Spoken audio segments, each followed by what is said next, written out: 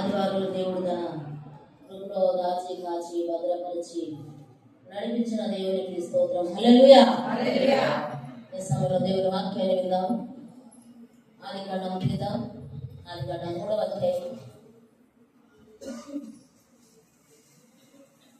ఈ సంవత్సరం అంతా దేవుడు తన కృపలో మనల్ని కాపాడాడు.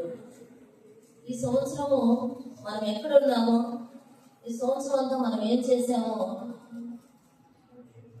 మనము ఈరోజు మనము ప్రశ్న వేస్తున్నాం.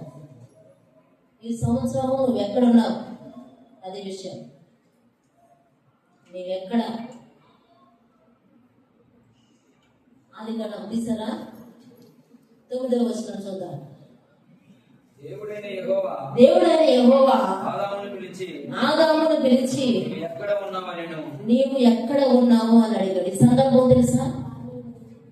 దేవుడైన యెహోవా ఆదామును పిలిచి నువ్వు ఎక్కడ ఉన్నావు అని అడిగినటువంటి ఈ సందర్భం తెలుసా?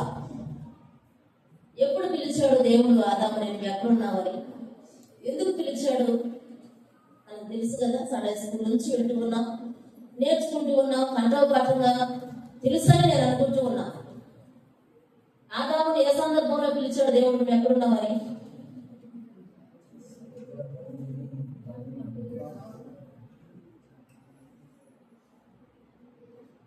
ఆదాము చెట్టు చాటున దాక్కున్నప్పుడు ఆదామా నువ్వు ఎక్కడ ఉన్నావని పిలిచాడు దేవుడు. ఎక్కడున్నాడో దేవుడికి తెలుసా? తెలీదా? తెలుసు. కానీ తనను తాను ఎక్కడున్నాడో తెలుసుకోవాలా. అందుకు దేవుడు మాట్లాడుతూ ఉన్నాడు. దేవుని కనులకు అగాధ కూపం, అంటే అడుగు భాగాన, సముద్రపు అడుగు భాగానికి ఏదుందో కూడా దేవుడికి తెలుసు. మరి మనుషులు ఎక్కడున్నామో దేవుడికి తెలీదా? నరుల హృదయం మరి తేటగా దేవుడికి కనబడతావు. కానీ దేవుడు అడుగుతూ ఉన్నాడు నువ్వు ఎక్కడ ఉన్నావు అలా. ఆయనకు తెలుసు ఆదాము చుట్టూ చాటున్నాడు. ఆదాము తప్పు చేశాడని దేవుడికి తెలుసు. మనము తప్పు చేసిన వాళ్ళని ఎలా పిలుస్తాము అంటే మరొక విధానంలో పిలుస్తాం.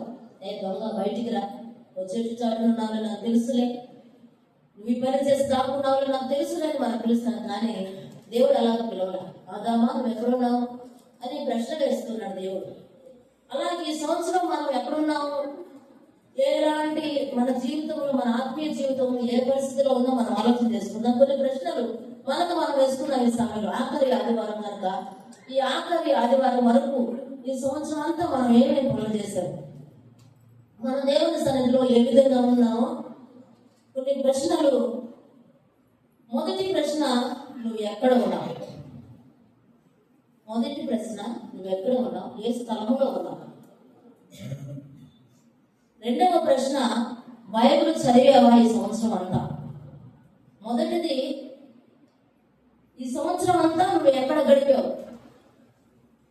ఈ సంవత్సరం అంతా నువ్వు గడిపిన స్థలం ఏది? దేవుడు మనతో మాట్లాడుతూ ఉన్నాడు.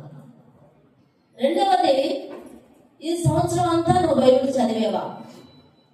ఇవన్నీ ఆబ్సెంట్ లేకుండా చేసినటువంటి వారు అవును అని చెప్పుకోండి. మీకు మీరు ఎవరికి చెప్పాల్సిన అవసరం లేదు. చెయ్యని వారు కాదు అని చెప్పుకోండి. మీ హృదయంలో చెప్పుకునేది దేవుడు చూస్తాడు. ఈ సంవత్సరం అంతా మనం ఎక్కడున్నామో. రెండవది, ఈ సంవత్సరం అంతా బైబిల్ చదివామా లేదా? మూడవది, ప్రార్థన చేస్తున్నావా? ఈ సంవత్సరం అంతా నువ్వు ప్రార్థన చేసావా? ఆబ్సెంట్ లేకుండా ప్రార్థన చేసేవా? నువ్వు ఇంట్లోనైనా, మందిరంలోనైనా, ఎక్కడైనా. మూడవ ప్రశ్న, ప్రార్థన చేసావా? నాలుగవ ప్రశ్న, మందిరానికి ప్రారంభ ప్రార్థనలో వస్తా ఉన్నావా?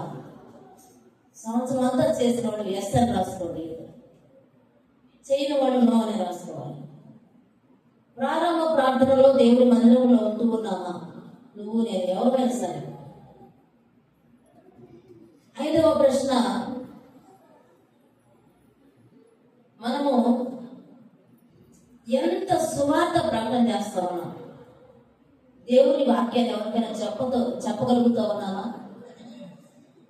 దేవుని వాక్యాన్ని ఎవరికైనా చెప్పగలిగేమా? ఈ సంవత్సరంలో ఒక్కరికైనా చెప్పగలిగేమా? ఈ సంవత్సరం అంతా చేసామా లేదా ఒక్క రోజున చేసామా? ఇంత సమయం దేవుడు మనకిచ్చాడు. దేవుని వాక్యాన్ని మనం ప్రకటన చేయకుండా ఉంటే మనం పాపము చేసిన వారం అవుతాం. మన తోటి వారిని మనం నరకానికి నడిపించిన వారం అవుతాం. కానీ ఎవరి బిడ్డ క్రిస్మస్ ప్రత్యేకమైన సందేశాన్ని విని బోరున ఏడుస్తూ ఉందంట. సేవకుడి దగ్గరికి వచ్చి, ఎందుకమ్మా ఏడుస్తూ ఉన్నామంటే, నా ఇంటి ప్రక్క వారే నా తల్లిదండ్రులు చంపారు మాస్టర్ గారు అంటారు. ఎందుకు చంపారు, ఏం చేశారమ్మా అంటే, ప్రతిరోజు బయలు పట్టుకొని మందిరానికి పెడుతున్నారు. నేను చూస్తూనే ఉన్నాను, ఆబ్సెంటే ఉన్నది వాళ్ళకి. కానీ మా ప్రకృతి వాళ్ళు కదా, ఒక్కరోజన్నా సువార్త చెప్పినట్లయితే మా అమ్మ నాన్న దేవుడిని నమ్ముకొని పరలోకం వెళ్ళేవారు. వాళ్ళు ఇరువురు చనిపోయారు, వాళ్ళు నరకానికి వెళ్ళారు కదా. అప్పుడు మన ద్వారా ఎంతమంది పరలోకానికి వెళ్ళగలుగుతున్నారు, మనం ఎంతమందికి సువార్త చెప్పగలుగుతున్నాం ఈ సంవత్సరంలో? ఆ పని చేసామా లేదా? మనం ధైర్యంగా సువార్త ప్రకటన చేయాలి. ఆరవది, మన జీవితంలో నమ్మకంగా పాపమును జయించి ఉన్నామా? నా జీవితంలో ఈ సంవత్సరం అంతా పాపముతో యుద్ధం చేసామా? పాపానికి రాజీ పడ్డామా? ఎన్ని విషయాలు మనం రాజీ పడుతూ ఉన్నాం. యోసేపు యవ్వనుడు, నేను యవ్వన కాలంలో ఉన్నాను, నేను అలాగా పాపంతో యుద్ధం చేయగలను, నేను రాజీ పడుతున్నాను అంటున్నావా? యోసేపు యవ్వన కాలంలోనే ఉన్నాడు కదా. యోసేపు పాపం చేసినట్లయితే తన జీవితం మరొక విధానంగా ఉండేది.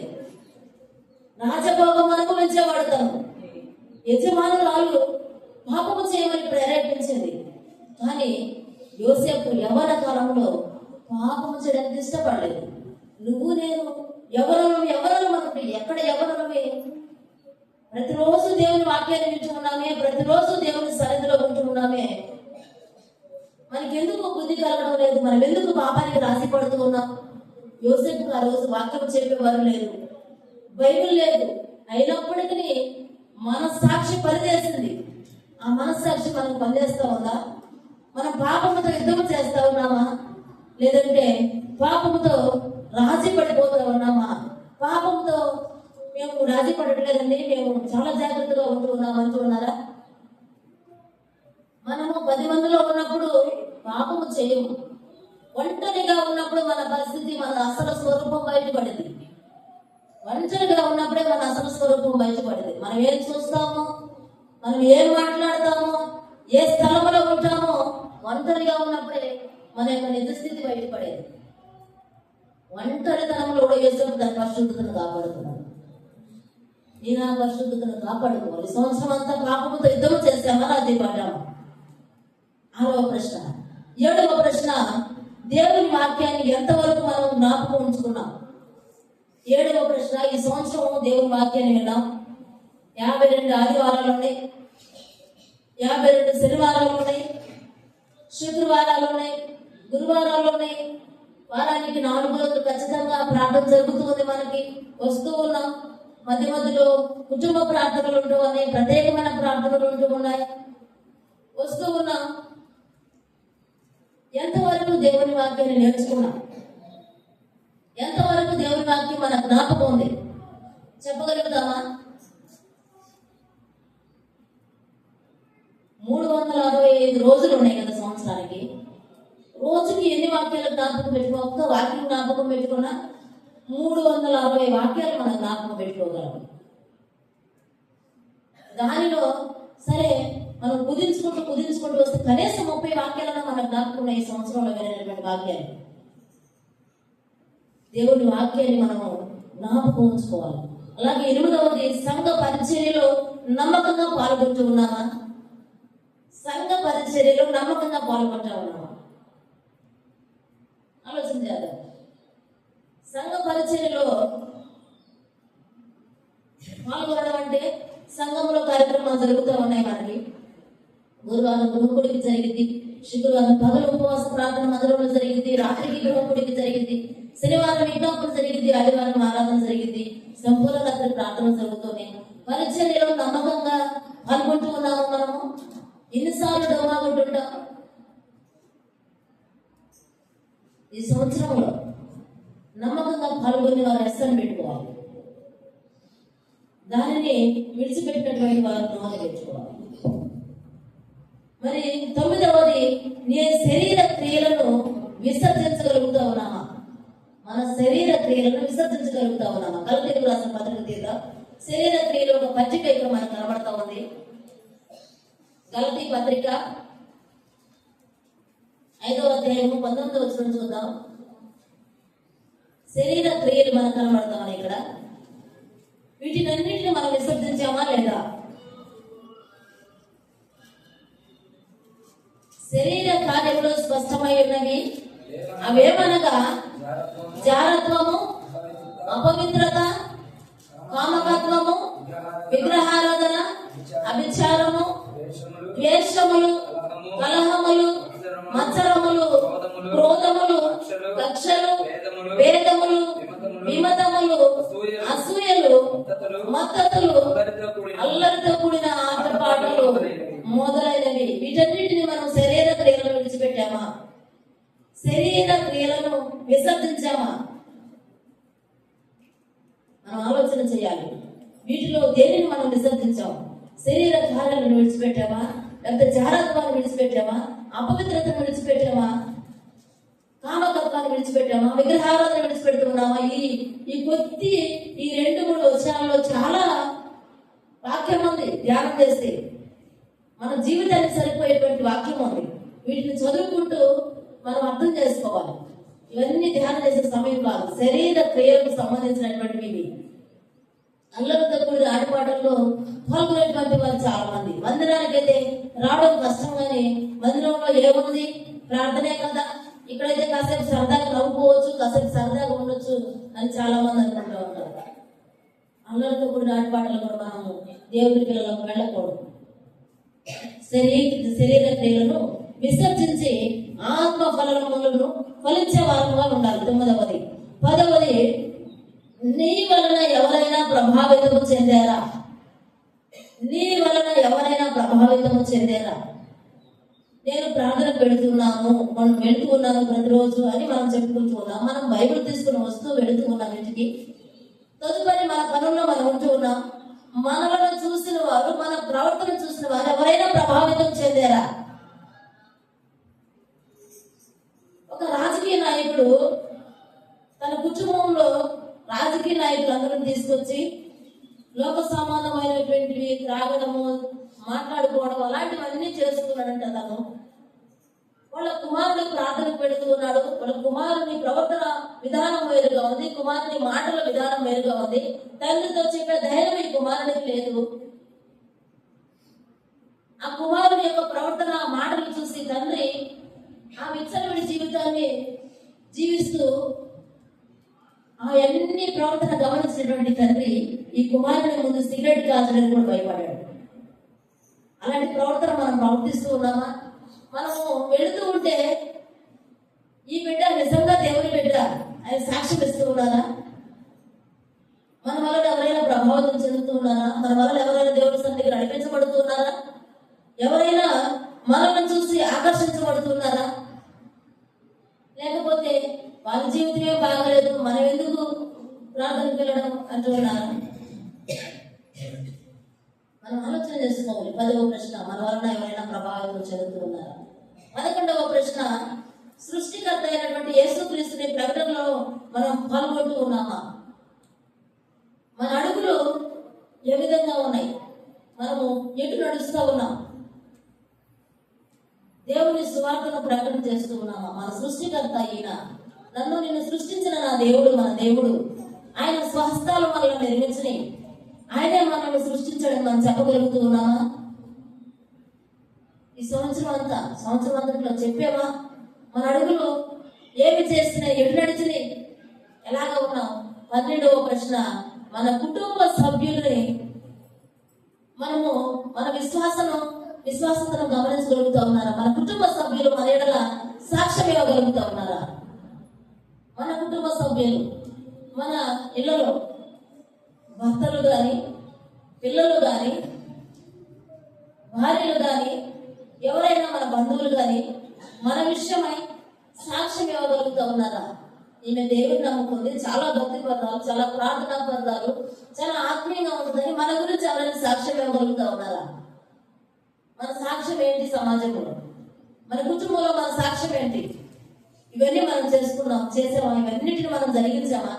దేవుడు మనతో మాట్లాడుతా ఉన్నాడు ఈరోజు, నువ్వు ఎక్కడ ఉన్నావు అంటున్నాడు. మనం ఉన్న స్థలం ఏది, మనం చేస్తున్న పనులేది ఆలోచన చేస్తే ఈ లిస్టులో మనం ఏది చేస్తా ఉన్నాం, ఏది చేయలేదు అని ఆలోచన చేస్తే అది మన మనస్సాక్షికే తెలుసు. పరీక్షలు రాస్తే 100 మార్కులకి 30 మార్కులకి పాస్ అవుతాం, కానీ దేవుడి సన్నిధిలో ఒక్కటి పోయినా కూడా పాస్ అయ్యే పనేం లేదు. మోషేతో దేవుడు ఖచ్చితంగా చెప్పాడు కదా, ఎంత కష్టపడి ఇశ్రాయేలు ప్రజలు నడిపించాడు మోషే అంటే 20 లక్షల కాల్బోలాన్ని నడిపిస్తూ ఎంతో మిక్కిలి సాత్వికుడైన మోషే అనే బైబిల్ గ్రంథంలో రాయబడింది. అలాంటి తన జీవితాన్ని త్యాగం చేశాడు దేవుని ప్రజల కోసం. ఎన్నో కష్టాలు పడ్డాడు, వాడితో ఎన్నో బాధలు అనుభవించాడు. ఆఖరికి నేనేమైనా కన్నానా వీరిని అని మాట్లాడాడు. అంత కష్టపడ్డటువంటి మోషనే నువ్వు కానాకు అడుగుపెట్టడానికి వీలేదు అన్నాడు దేవుడు. ఒక్కటి చేసినా సరే దేవుడు అయితే చూపిస్తాడు ఖచ్చితంగా. లోకంలో ఉన్న వారి విషయం వేరు, దేవుని బిడ్డలమైన మన విషయం వేరు.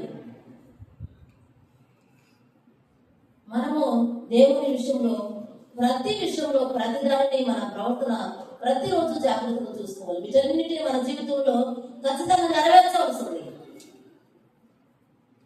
మందిరానికి ఖచ్చితంగా రావాలి, దేవుని వాక్యాన్ని ఖచ్చితంగా చదవాలి, దేవుని వాక్యాన్ని ఖచ్చితంగా జ్ఞాపకం ఉంచుకోవాలి.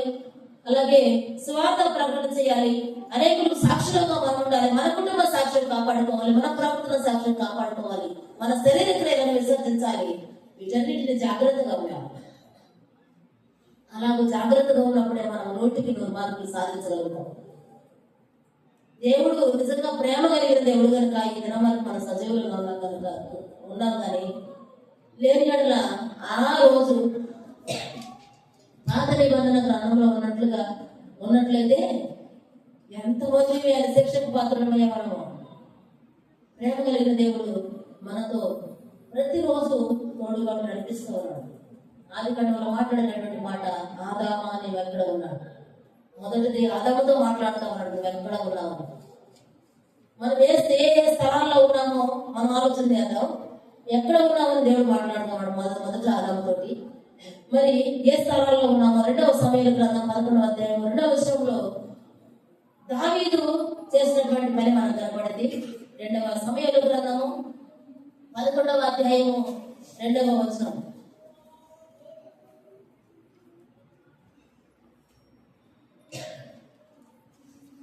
ఒకానొక దినమున ప్రొద్దుగూకు వేళ దావీదు మిద్ది మీద నుండి లేచి పడక మీద నుండి లేచి రాజనగరం మిద్ది మీద నడుచుతున్నాడు. ఈయన ఎక్కడ నుండి లేచాడంట?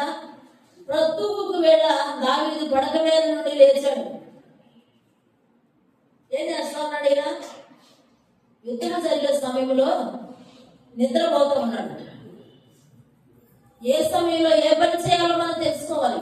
నిజంగా దావీదు విషయంలో ఎక్కడ అవిధేయత చూపినట్లు లేదు. దావీదు చాలా జాగ్రత్తగా తన ప్రవర్తన కాపాడుకున్నాడు, కానీ ఈ విషయంలో తను పడిపోయాడు. పడిపోయి ఆయన మిద్ది మీద ఆయన ఏం చేస్తున్నాడు? పడక మీద నుండి లేచి రాజనగరి మిద్ది మీద నడుచుండి పై నుండి చూస్తుండగా స్నానము చేయలో ఒక స్త్రీ కనబడేను. ఆమె మనము సహజంగా మన జీవితంలో నడుస్తున్నప్పుడు కొన్ని సందర్భాలు మనకు ఎదురవుతాయి, మన కంటికి ఖచ్చితంగా కనబడతాయి. కానీ మనం చేయవలసినటువంటి పని ఏంటంటే, మనకు మనస్సుకు వచ్చినా మన కంటికి కనబడినా వెంటనే మన మనసును త్రిప్పి వేసుకోవాలి, మన చూపును త్రిప్పి వేసుకోవాలి. కానీ పదే అది ఆలోచన చేయడం, పదే ఆ పనిని చేయడం వల్ల పాపంలో ఖచ్చితంగా పడిపోతాం. మనము యుద్ధము చేయాలి పాపముతో, మనము జయించాలి పాపాన్ని, రాజీ పడడానికి వీల్లేదు. దావీదు ఎక్కడ ఉన్నాడంట? మిద్ది మీద ఉన్నాడు. యుద్ధంలోనికి వెళ్ళవలసినటువంటి దావీదు మిద్ది మీద ఉన్నాడు. పదే చూసి పాపం చేసిన కారణాన్ని బట్టి దేవుడు ఇస్తున్నటువంటి సాక్ష్యం బెత్షెబా విషయంలో దావీదు భార్య దేవుడు మాట్లాడడం లేదు. దావీదు ఏం మాట్లాడుతాడు? దేవుడు ఏం మాట్లాడుతాడు దావీదు విషయంలో అంటే, ఊరియా భార్య అయిన బెత్షెబా అంటాడు. అంతగానే ఇంకేం శిక్ష కావాలి?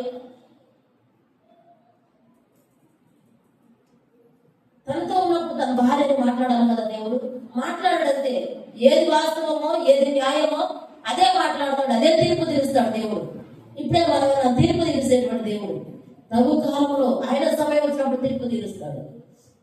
అంతగానే ఏం తీర్పు కావాలి దావీదు కంటే ఆ మాటకు అసలు తట్టుకునే విషయం కాదు. యూరియా భార్య యందు బెత్షెబ యందు సొలొమోనును కనెను అని మనం దేవుని వాక్యంలో చూస్తాం. ఏ స్థలంలో ఉన్నాడు దావీదు అంటే మిద్ది మీద ఉండి పాపంలో పడిపోయాడు, బ్రతుకుకు వేళ నిద్రపోయాడు. చేయవలసిన పని చేయకుండా ఖాళీ పని చేస్తా ఉన్నాడు. ఆ స్థలంలో దావీదు ఉన్నాడు. త్వరగా ముందుకు వెళ్ళిపోదాం. న్యాయాధిపతుల గ్రంథంలో చూద్దాం. న్యాయాధిపతుల గ్రంథం 16వ అధ్యాయం 10వ వచనం చూద్దాం.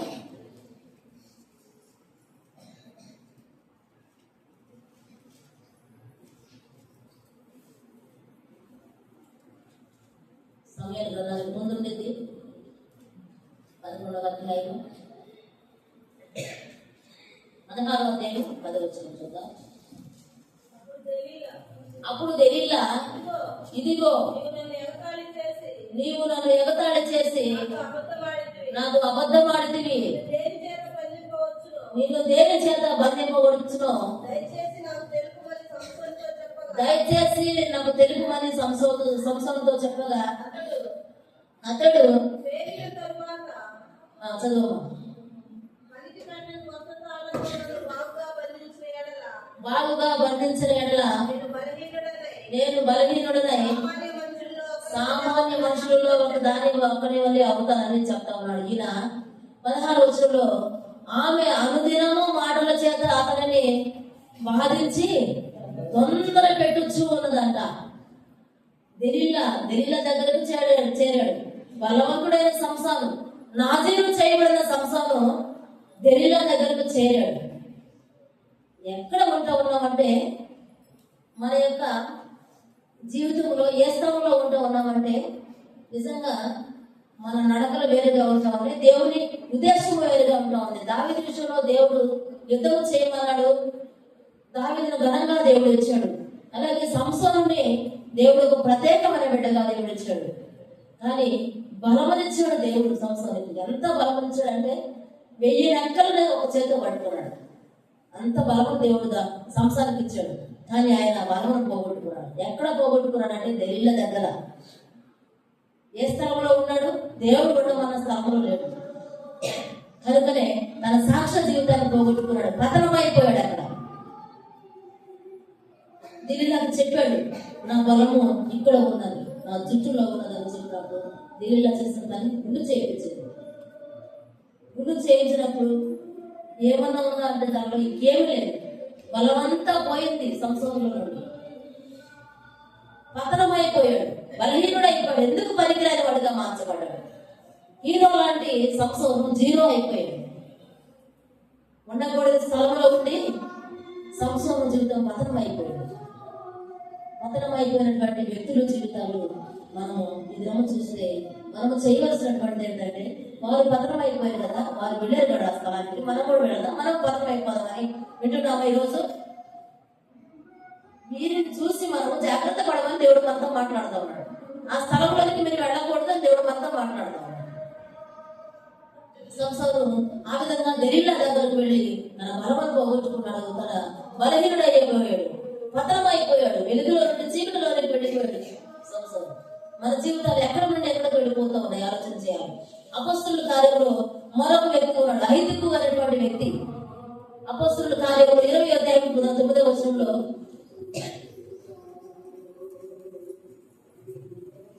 20వ అధ్యాయం 9వ వచనంలో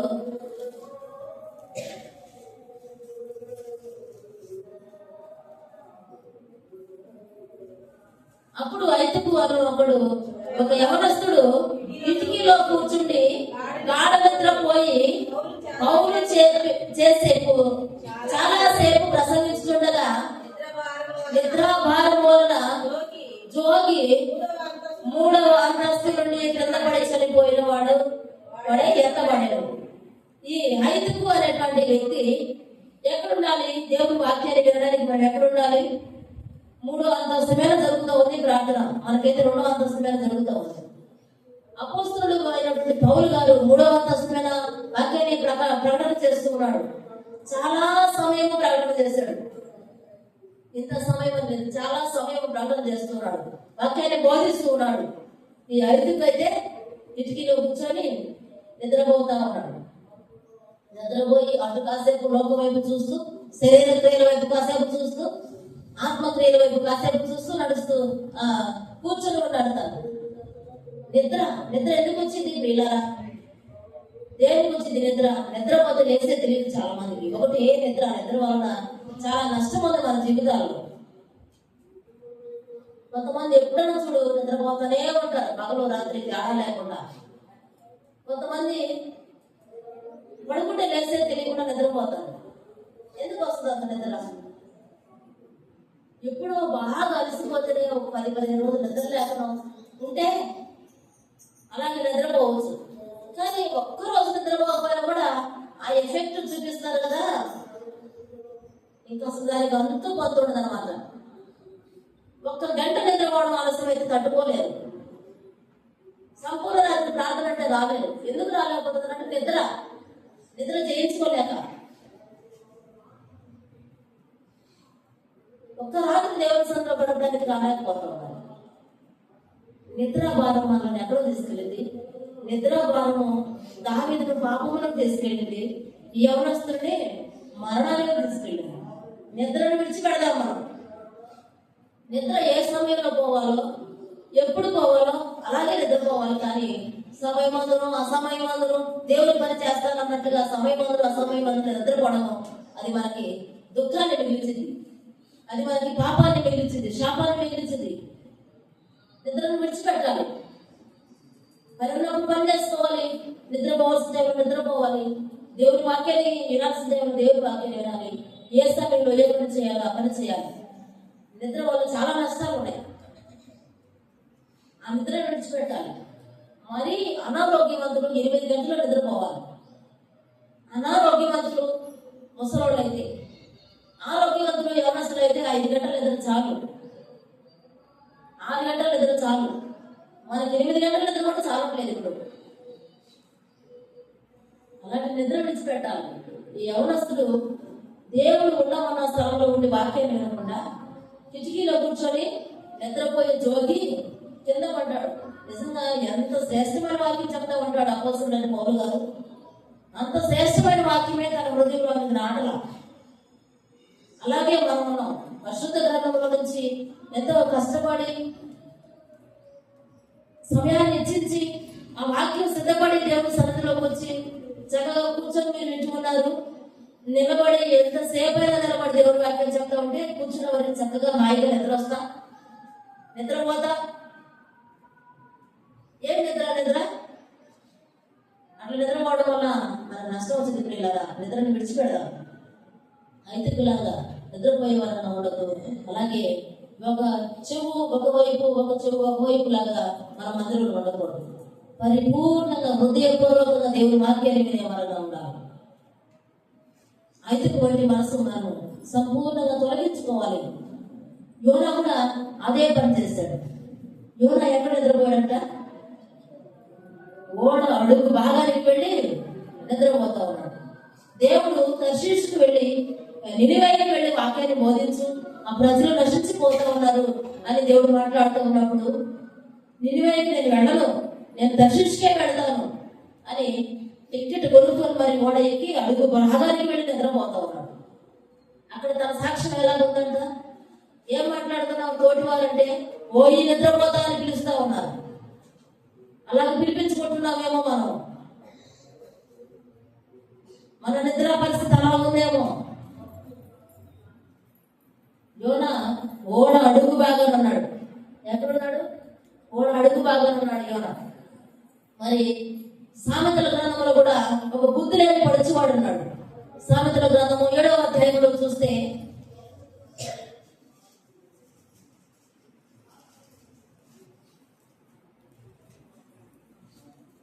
7వ అధ్యాయం తీద్దాం. 7 నుండి 9 వరకు చదువుదాం. సామెతల గ్రంథం 7వ అధ్యాయం 7 నుండి 9 వరకు చదువుదాం. యవ్వనుల మధ్యలో బుద్ధి లేని పడుచువాడు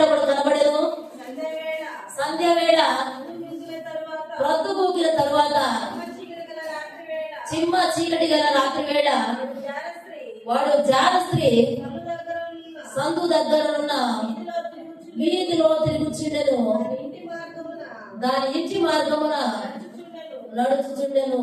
అది ఈ సామెతల గ్రంథము చదవమని చెప్పారు. చదివారు ఒకసారి కంప్లీట్ చేశారా? సామెతల గ్రంథము ప్రతిరోజు ఒక అధ్యాయం చదవండి అని చెప్పారు. చదివారా?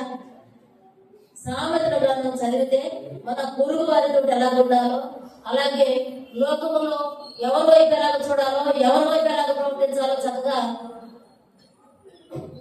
మనకి తెలియజేసేటువంటి సామెతల గ్రంథం. ఈ పడుచువాడు జహరస్త్రీ సందులో తిరుగుతా ఉన్నాడు. మనం ఎక్కడ తిరుగుతా ఉన్నాం? ఈ రోజు దేవుని వాక్యం ఏంటంటే అంశము నీవెక్కడ. ఈ పడుచువాడు జహరస్త్రీ ఉన్న స్థలంలో తిరుగుతా ఉన్నాడు. బుద్ధి లేని వాడని దేవుని వాక్యం మాట్లాడుతా ఉంది 7వ వచనంలో. బుద్ధి లేని పడుచువాడు. బుద్ధి ఉంటే మనం జహరస్త్రీ దగ్గరకు వెళ్ళాం. అపవిత్రమైన ప్రాంతాలలో తిరగము, అపవిత్రమైన పనులను మనం చేయము. బుద్ధి లేకుండా ప్రవర్తిస్తున్నాం కనుక జారస్త్రీల దగ్గర పాపములోనికి అపవిత్రమైన వాటి దగ్గరకు మనం వెళుతున్నాం అంటే మనకు బుద్ధి లేదని అర్థం. బుద్ధి ఉంటే పాపం జోలికి మనం వెళ్ళాం. దేవుని వాక్యమే సెలవిస్తూ ఉందని నేను మాట్లాడుతున్నాను. అది మాటలు యవ్వనుల మధ్య బుద్ధి లేని ఒక పడుచువాడు అంటాం. మనము బుద్ధి లేని వారుగా జీవిస్తున్నామా? బుద్ధి కలిగి దేవుని మాట విని లోపడే వారంగా ఉన్నామా? ఆలోచన చేస్తే మనకే తెలియాలి. ఎవరి జీవితం మనకే తెలియాలి. బుద్ధి కలిగి బ్రతుకుతున్నామో, బుద్ధి లేకుండా బ్రతుకుతున్నామో ఎవరికి వారికే తెలియాలి. మత్తయి సువార్తలో ఒక వ్యక్తి ఉన్నాడు, యూదా ఇస్కరియోతు. మత్తయి సువార్త 26వ అధ్యాయము 14 నుండి 16 వరకు చదివితే యూదా ఇస్కరియోతు మనకు కనబడతా ఉన్నాడు.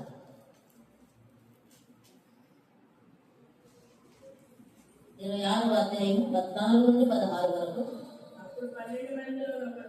అప్పుడు 12 మందిలో ఒకడు ఇస్కరియోతు యూదా ప్రధాన యాజకుల ఎదుకు వెళ్ళి, నేను ఆయనను మీకు అప్పగించిన ఎడల నాకేమి ఇద్దురని వారిని అడిగాను. అందుకు వారు 30 వెండి నాణెములు తూచి వానికిచ్చిరి. వాడప్పటి నుండి ఆయనను అప్పగించుటకు తగిన సమయం కనిపెడతా ఉన్నాడు.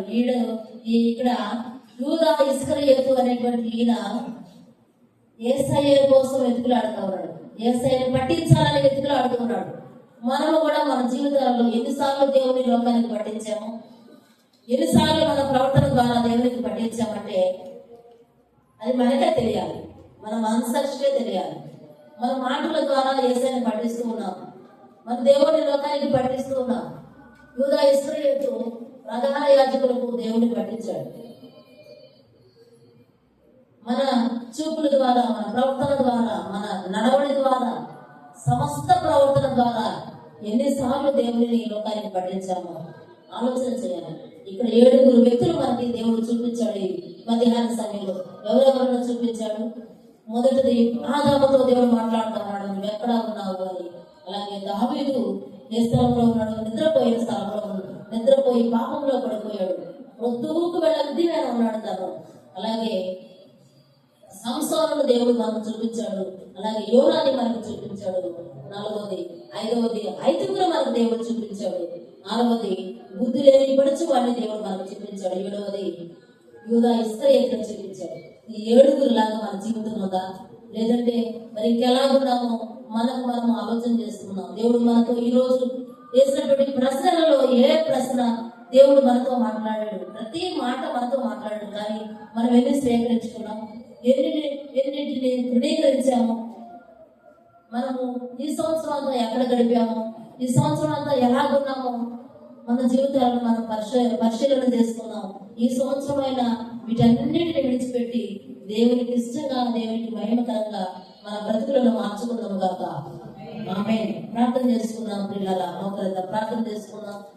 స్తోత్రము తండ్రి, నీకు వందనాలు పరిశుద్ధుడా, ప్రేమ స్వరూపి, నమ్మకమైన దేవా, గరుడా, ఉత్తముడా, శ్రేష్ఠుడా, నీకు స్తుతులు చెల్లిస్తున్నాం తండ్రి. స్తోత్రాలు ప్రభువా. ఈ దినము మాతో మాట్లాడినందుకే స్తోత్రాలు. మమ్మల్ని ప్రశ్నిస్తున్నారు మీరు తండ్రి. నాయన, మేము ఏ స్థలంలో ఉన్నామో నాయన, మాతో మాట్లాడవచ్చుండగా స్ఫుటిగా స్పష్టంగా మా జీవితాలను సరి చేసుకునే వారిగా మార్చండి. కృప చూపడతాండి. స్తోత్రాలు వందనాలు చెల్లిస్తున్నాను ఆయన. ఇదిగో మా ప్రభా నా తండ్రి, మీరు మాతో నేను తండ్రి ఒక్కొక్క మాట ద్వారా మమ్మల్ని హెచ్చరించారు తండ్రి. స్తోత్రాలు ప్రభా. వాటన్నిటిని మా హృదయంలో చేర్చుకోవడానికి, మా హృదయంలోనైనా అలా చేర్చుకొని స్థిరపరచుకొని భద్రపరచుకొని జీవించే కృపను మీరు దయచేయండి తండ్రి. వీరి వాక్యాన్ని మా హృదయాలలో భద్రపరచండి, ఆశీర్వదించండి. ఎవరు వేసుకుంటూ జీవించే కృపను మీరు మాకు దయచేయండి, సహాయం చేయండి. బిడ్డలందరినీ మీరు ఆశీర్వదించండి ఆయన. మహిమ పొందమని ప్రార్థిస్తున్నాం. ఇదిగో 7 జీవితాలు మేము చూస్తున్నాం. మా జీవితాలను నా ప్రభా ఆ విధంగా గడపకుండా ఒక శ్రేష్టమైన ఆత్మీయ జీవితం ప్రభా రాబోయే సంవత్సరంలో మేము గడపడానికి కృప దయచేయమని మహిమ పొందమని యేసుక్రీస్తు శ్రేష్టమైన నామములో ప్రార్థించి స్తుతించి అడిగి వేడుకుంటున్నాము తండ్రి. ఆమేన్. ఆమేన్. దేవునికి స్తోత్రం. హల్లెలూయా. హల్లెలూయా.